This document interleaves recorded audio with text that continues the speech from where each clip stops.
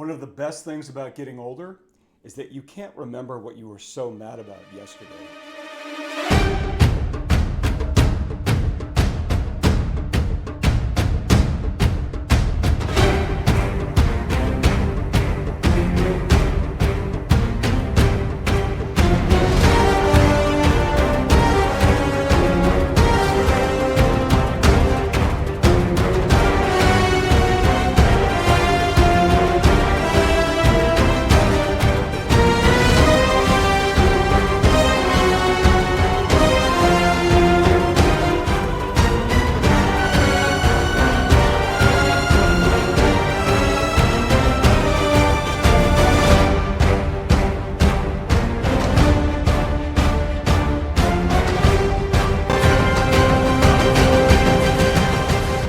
Mac Engel, Fort Worth Star Telegram, Engel Angle podcast, a key on the Sunset Lounge. Thanks for joining me. No guest for this episode. Instead, I'm going to pursue a childhood pursuit, and that is, for one day, I'm going to be a movie critic. Before I get to my review of the new Mission Impossible movie and my very important take on its superstar, film star, megastar, Hollywood star, Mr. Tom Cruise, got some odds and ends to take care of just to make sure that you always know this. If you're here, you probably know it. All of the shows here on the Sunset Lounge, tell everybody, they're free. Normally, this is one of those things you don't tell anybody. No, tell everybody, they're free. All the shows here on the Sunset Lounge are free. That includes Mr. Shippy and Groobs, who are loving it right now because the Dallas Stars NHL hockey team are knee-deep in a third consecutive Stanley Cup playoff run. Dallas Stars have been to the Western Conference Finals in each of the last two seasons. However, they did not get to the Stanley Cup Finals. And this time it looks like they may actually get there. Maybe. To the Stanley Cup Finals. And both those guys are big Stars fans. Anyways, please join them as well as The Clubhouse featuring Rob, Alex, and Don. It's a busy time for them because the summer movie season is almost here. I think the summer movie season is still a thing. That's why I decided to do my episode about the Mission Impossible movie. They also talk about sports movies and wrestling. Beer 30 Sports O'Clock featuring Ziggy, who can indoctrinate you on all things beer. Not alcohol, beer. Al Maximo, my good friends Victor Villaba, Carlos Nava, as well as your dark companion with Mr. Mike Reiner. All shows on the Sunset Lounge are free. All you have to do is go to the top of the page, click on the free member button at the top of the membership page, and join it. That's patreon.com/SunsetLoungeDFW. Also, be sure to join us in Frisco, Texas, which is now a thriving city, about 30 minutes north of downtown Dallas, where the Frisco Rough Riders play exciting baseball games. Minor League Baseball game is actually a phenomenal bang for your buck deal. That's one thing about minor league baseball that does not get the kind of credit it deserves, is that for bang for your buck, you can't beat minor league baseball in the summertime in this country, especially Frisco Rough Riders. Please join us, gang of the Sunset Lounge, and the Bull Moose Saloon in left field, not right field, left field. And then you might be able to spot some of us in the Lazy River. Perhaps we might not even be at the bottom of it.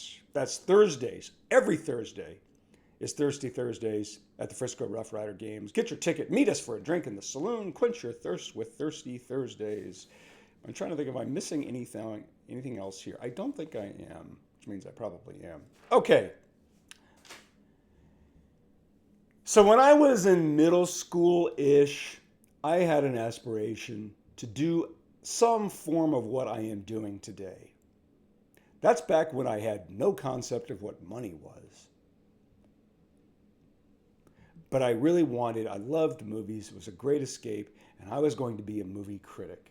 So in middle school, I decided, you know what? I'm going to write for the school paper, and I'm going to do movie reviews. And I wrote one that I can't even remember what the first one was about, but it was about it was a positive review. And for some reason, I don't know what gave me the idea, but I thought, oh, I know what I'll do. I'm going to write about a movie that's really popular that I don't like and criticize it. It's weird. I did it intentionally, but I didn't do it. There's some subconscious things going on at play. So I wrote about the wildly popular 1986 film Top Gun, starring Tom Cruise. Obviously, at the time in 1986, there was no more popular film. It was one of those movies that changed society. Girls imitated the Kelly McGillis haircut, guys were wearing the aviator sunglasses, and the film had details about it that really had a great impact on Hollywood and filmmaking, specifically the stunt aerial work where they put cameras in the Navy fighter jets to shoot the fighter jet scenes. They were spectacular. They were amazing. We'd never seen anything like that. Well, so I write a review of it, and I torched it. I absolutely torched it at the middle school newspaper. And let's just say I got a reaction. I knew I'd get some reaction. I didn't think I'd get that reaction. I had people walking up to me in the hallways saying, "You're an idiot. You don't know what you're talking about." And I even when I look back on it now and thinking about it, and you can take a look at it here. This is a picture of it. My mom, who still lives in the same house that I grew up in Indianapolis, Indiana, kept all that stuff. In fact, everything ever is in that house. All you have to do is go by and take what you need, please. But I read that and I thought, oh my God, I'm doing what I was going to be doing 30 years later. I had no idea, but I did get a reaction. And like I said, it was done semi-intentionally. But when I was thinking when I was in that grade, seventh or eighth grade at the time, I think I was in the eighth grade, I thought, oh, I'm going to do something. I'm going to take a hard left turn against popular sentiment. And unfortunately, little did I know, that's exactly what a lot of the media game is. But I think what really matters is that if you're going to do that, you better actually believe it. It can't be just for shtick. And now the way the media culture is and the business is, because it is a business, is that how many people make those decisions. I'm going to take this opinion, even if I don't believe it, because it'll create engagements and likes and hearts and reaction. And that kind of drives me crazy. But at the time, I do remember watching that movie, Top Gun, thinking, this is a really dumb movie. And if you look at it, it kind of is dumb. It's also really fun, and I couldn't see that. Yes, it is a dumb movie, but it's a hell of a lot of fun. And that's what big summer blockbuster films are supposed to be. They're supposed to be a lot of fun. And I don't think anybody has done that, mastered that art, and it is an art, any better than Tom Cruise. Tom Cruise is 62 years old and he is still making convincing action movies, including Mission Impossible 8, The Final Reckoning. Mission Impossible 8, The Final Reckoning will be out in theaters on May 22nd, I believe. And I was given an opportunity to see an advanced screener a couple of nights ago. Now, if you've never seen it, maybe you've seen advanced screeners, but typically promoters have rules, stipulations, etc. when you go see a movie representing a media platform. And one of them is, it kind of varies. Sometimes they might send you a DVD. Sometimes now they might just send you a link, although I've done that a few times. But one of the cool things about my job working with the Fort Worth Star Telegram is that they've given me an opportunity to pursue this occasionally, to interview actors, actresses, directors, watch movies, do some things on that. It's really been a lot of fun. It's really kind of scratched an itch that I had when I was a kid to go down that particular road. And it's opened my eyes to how entertainment media works. And how entertainment media works is a lot different, even though it's under the same umbrella of entertainment, but it is different than sports media. Number one, entertainment media has a lot of rules based on it. They act like, and I'm not even saying they're wrong, we don't need you, you need us. And I talked to a longtime Hollywood PR person about this not too long ago, and we were debating that. Do you really need conventional media platforms anymore? And their answer was yes. Not to the level that we used to, but we still need you. And all of these people who encourage and want media to come out, you want them there. Now, you may want them to be the points of access might have a few more restrictions on it, but we still want you there. We don't want empty movie theaters for our films. We don't want people not engaged in talking about us and interacting with us and reacting to what it is that we're producing. And that goes across the board. So I thought, okay. So I go see Mission Impossible 8 at a movie theater in North Dallas. And sure enough, on the big screen there, it has, you can't talk, please don't talk about the film until 12 p.m. on Monday nights, Central Time, 10 p.m.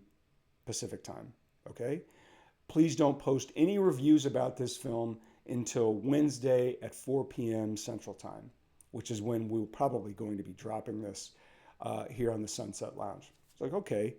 And there are some other ones that they have rules about. If you're going to interview an actor or an actress who was in the film or the director, they mandate that you have actually seen the film. That's one that's usually non-negotiable. You have to have seen the film, which that does help. I mean, it does help. When I've interviewed actors about it, you can ask specific questions. And the funny thing about when you do interview actors or actresses and people who've made the movie is that if you've seen that movie and you think, oh man, this thing's a dud, and you still have to interview them anyway, you can't ask what you want to ask. So I interviewed Dermot Mulroney one time over the phone, and he had been a supporting player in the Liam Neeson action movie, The Grey.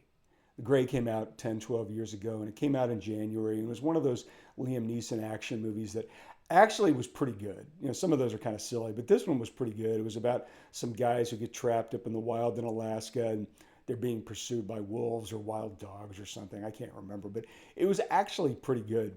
So I asked Dermot near the end of the interview about that. I said, I've always wanted to ask you, I said, what do you do if you're promoting a film that you know deep down, man, this isn't very good? Because an actor is basically beholden to the director. A film is a director's medium. Theater is an actor's medium. But a film, you're doing what, I mean, the movie's going to look however the director wants it to look, or the studio. And there's nothing you can really do about it. So you might see the final cut and think, oh my gosh, this is not what I signed up for. Or you think, okay, I had to get a check, so here we go. And so I asked Mulroney about that. What do you do when you're talking to guys like me, and you're trying to promote a film that you know deep down really isn't very good? And he said, well, normally when you're in those situations that you find details to sort of sell up the experience, the location, the director, something about it that you can say is really good. He said, what I found though is it's that the journalist has the problem because they can't ask what they want to ask, knowing if they do, they may not get any access anymore. So those are some of the realities of covering entertainment media, and they can be extremely restrictive and sensitive to certain questions. You can't ask about this, or this. I have talked about on this podcast interviewing Kevin Costner. Kevin was great. He was 20 minutes, it was fine. But one of the rules was no questions about other projects, okay, and no questions about Yellowstone. Okay, that's, and usually somewhere on the press release or on the phone call, they say, okay, no questions about his personal life or their personal life. Okay, fine. So now we have Mission Impossible 8 coming out, featuring the classic superstar, movie star that still exists in a very, very few instances, and that is Tom Cruise. So I'm going to give you the very consolidated movie review here on the Engel Angle. If you like Mission Impossible, if you like big, kind of dumb summer movies, you will like Mission Impossible 8, The Final Reckoning. One thing I have not achieved in my illustrious career is having my name on a movie promotion that says, this movie's amazing, go see it now, Mac Engel, Fort Worth Star-Telegram. I've always wanted that. And a lot of times when you see a screener, the promotional people, the PR people will be outside the theater and they will hand you a piece of paper and say, do you want to write us a blurb? And we might use it. And finally, the last time I did it, I don't know which film it was. It might have been Indiana Jones and the Dial of Destiny, which obviously that means a lot. That's a favorite franchise of mine. And I asked the woman flat out, I said, okay, what do I need to do to be on, so you guys will include my quote? And they said, well, we don't, we get a whole bunch and we just pick the ones that, are the best ones. And I really enjoyed the film. I mean, it's Indiana Jones. Harrison Ford could have eaten a bowl of cereal on the screen for 2 hours. And I was like, wow, this is amazing. I was an idiot for that franchise. So I write a sentence. I really worked on it. And they didn't pick it. So I was crushed. But after Mission Impossible 8, there was no opportunity. For some reason or another, they didn't give us the opportunity. But the funny part about this is that when you go see the movie, in the theater, they have seats reserved for members of the media, as well as people who got a ticket, regular moviegoers. Sometimes they will just reserve the theater for the media. Like when I saw Horizon, the part 1 of the Kevin Costner Western saga that has epically flopped, it was just members of the media. There was like 8 of us in the theater. This one, the theater was full. It's an IMAX. Place was packed, just except for the first 2 rows. And I'm like, okay, there's some faces I recognize, but no one I really know. But immediately sitting to my right is a woman and a man, and they're kind of chatting me up before the movie starts. And I'm like, wow, this guy kind of looks familiar. And as you get older, you sometimes, you can't necessarily place faces or names or whomever else. And I'm like, this guy looks familiar. And he's kind of eccentric and a little odd. And he's commenting about my shoes. He really likes my shoes. I'm like, okay, that's weird. And anyways, they really, you can tell this is a couple that really likes movies. And he's brought in food from someplace else. And I'm like, okay. So then the PR person comes out before the movie and says, no cell phones at all. If you need to use your cell phone, please leave the theater and go out in the hall. Okay, fine. I wish they did that for every movie. Okay, that's fine. And obviously the rules about the embargoes on reviews are talking about it. Okay, fine. They say, again, no cell phones. If we see you using your cell phone, we're going to ask you to leave the theater. Okay, fine. No trailers. They don't show trailers, nothing. The movie starts right at 7 o'clock. A lot of times you go see a movie anymore these days, you've got about 20 minutes of commercials and whatever else, trailers. So the movie doesn't really start at 7. Mission Impossible 8 at the screener did start right on time. Settle into the theater. I haven't gone to a movie in probably a year, and I'm excited about seeing Tom Cruise reprise his character as Ethan Hunt in this fun franchise. And immediately, I now know why the person sitting to my right, the gentleman to my right, why I know him. He starts cheering. And I'm like, and his feet start to kick up like a little swimmer. And I'm like, no way.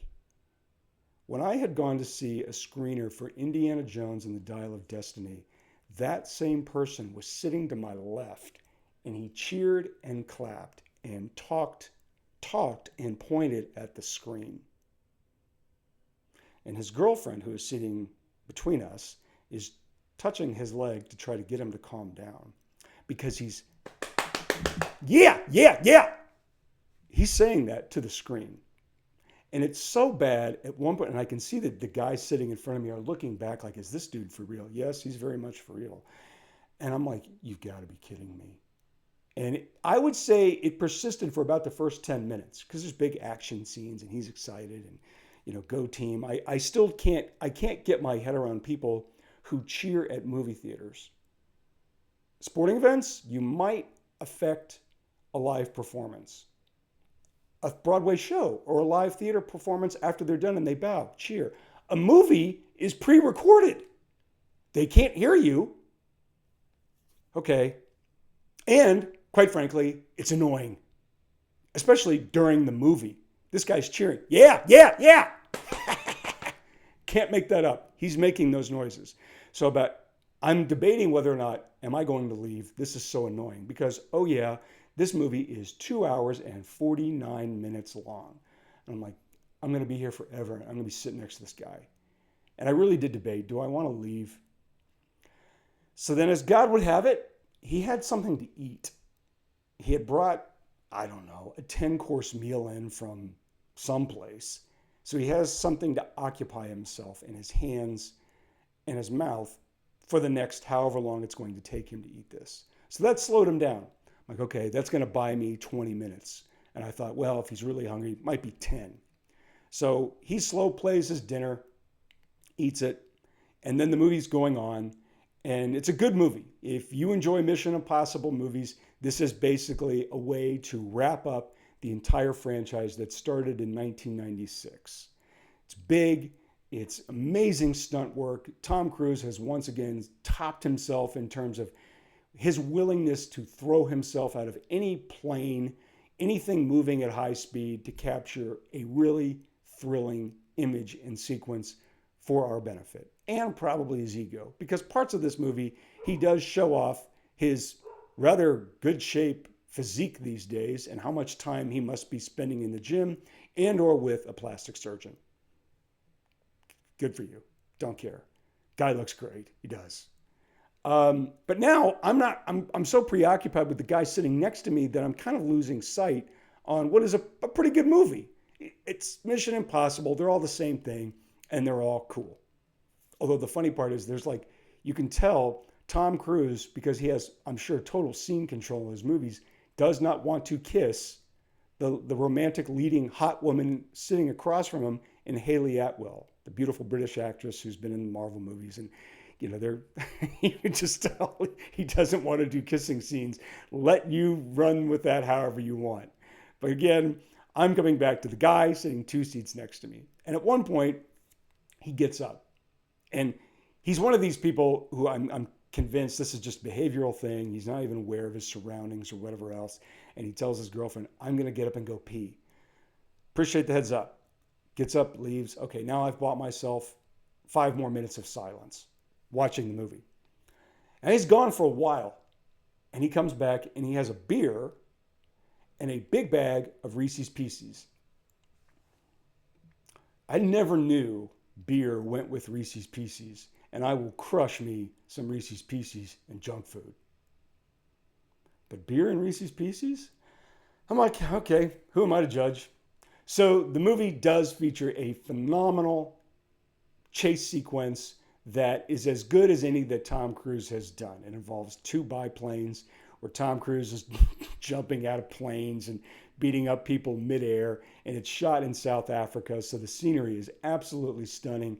And if you're going to see this movie, I highly recommend you see it on the biggest screen possible. That clearly has become Hollywood's entrance to keep the movie theater experience alive, is to make big movies with big scenery and big scenes. So it will get you off of your couch, off of your phone, and into the theater where you will spend more money and think, wow, that was an experience. And watching Mission Impossible 8, Final Reckoning, is that classic experience that has come to define Tom Cruise in a career that started in 1981.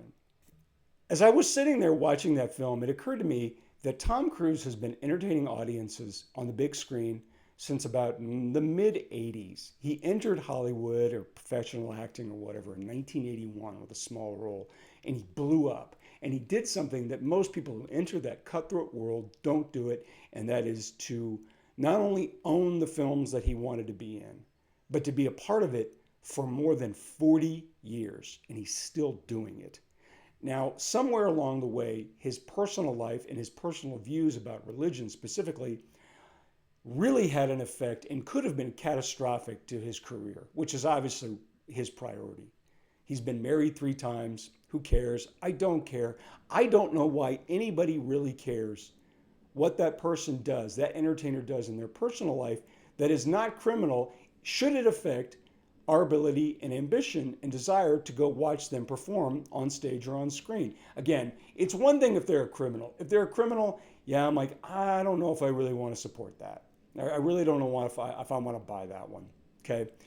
If they've got some weird lifestyle choices, but on stage they can pretend and fake their way through a convincing performance of whatever, why should that really bother me if I'm a fan of this person's work? It shouldn't. It does. It shouldn't. And obviously for Tom Cruise, It was his decision to leave the Catholic faith, which he had been raised in, to pursue Scientology in about 1990. That became the focal point of his career. And obviously, he made a kind of a big scene when he went on the Today Show with Matt Lauer, gets into an argument about behavioral modification drugs and prescription drugs, as opposed, because it was a heated debate. And ironically, who would have thought when that conversation happened between Tom Cruise and Matt Lauer on the Today Show, Tom Cruise would not only look right, but it's Matt Lauer who turned out to be the pariah. Can't even see Matt Lauer anymore, whereas Tom Cruise is still cranking out billion-dollar films. The only problem I decided, and to elaborate a little bit more about Tom Cruise, if you don't remember that exchange that he had with Matt Lauer on the Today Show, the two got into a discussion about prescription medication for depression. And Tom Cruise's point of view was, we're an overprescribed society. I'm paraphrasing. We're an overprescribed society, and a lot of this can be helped with just eating right and exercise. Now, obviously, there's a middle ground there, but I think as we have gradually moved on from that discussion, Tom Cruise's point of view is probably right. Let me take away the probably. I feel that he's right, and I don't espouse any part of Scientology. I'm not sitting there saying L. Ron Hubbard's views of some organized religion is something that I ascribe to.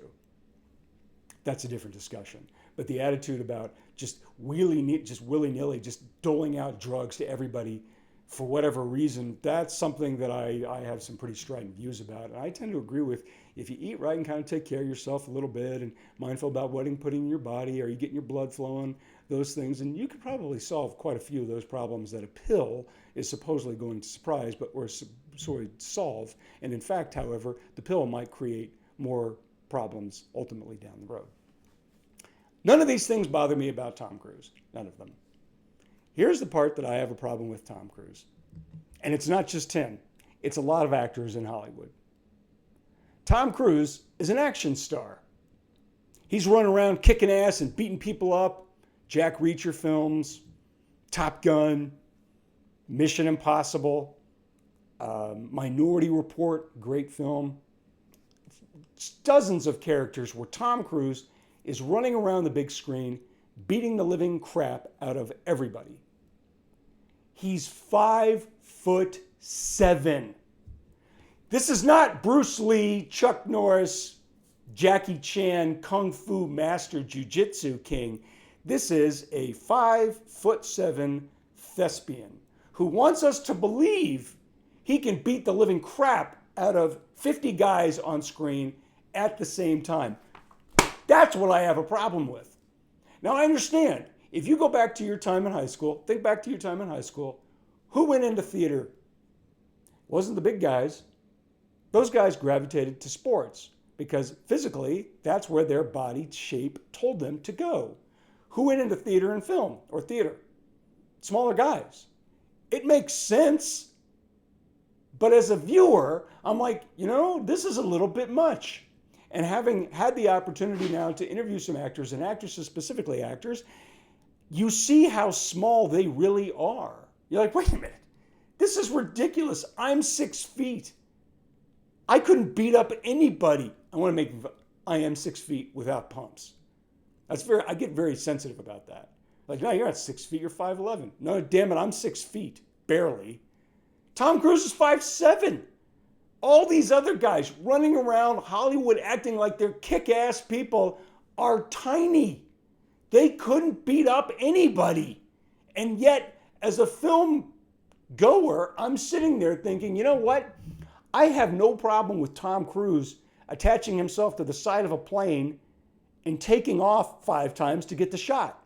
I have no problem believing that Tom Cruise rode a motorcycle over a cliff 5 times to get the shot for the last Mission Impossible movie, or any number of other action scenes where actually that actor is performing the death-defying stunt. Good for you. That's amazing. All of them who do that That's incredible. I'm not buying a 5'7" guy is going to go up against some 6'5" pro wrestler and kick the living shit out of him. Your choices about life, sexual orientation, religious preferences, I don't care. But if on screen you're asking me to buy this film, you're 5'7", and that is what bothers me about Tom Cruise. Mission Impossible 8 is in theaters now, The Final Reckoning. I highly recommend it. See you next time.